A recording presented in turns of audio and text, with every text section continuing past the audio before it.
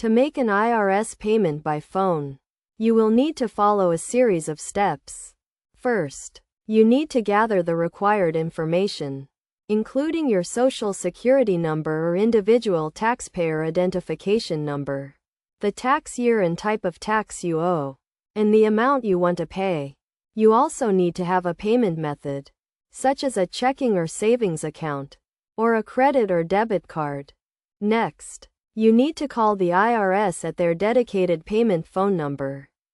The IRS offers two options for making payments by phone: the Electronic Federal Tax Payment System, also known as EFTPS, and third-party payment processors. The EFTPS is free, while third-party processors charge a fee for their services. When you call the IRS, you will be prompted to follow the automated instructions. You will need to enter your tax identification number, the tax year and type of tax you owe, and the amount you want to pay. You will also need to provide your payment method information, such as your bank account or credit card details. It is essential to have all the required information ready before making the call to avoid any delays or errors.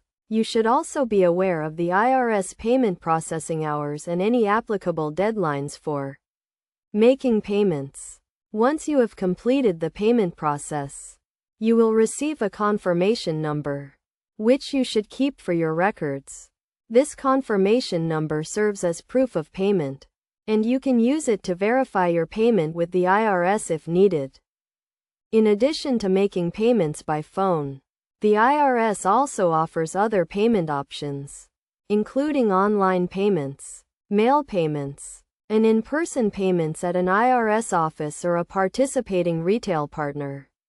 However, making payments by phone is a convenient and efficient way to meet your tax obligations, especially if you are short on time or prefer to make payments over the phone. To ensure a smooth payment process, make sure you have all the required information ready.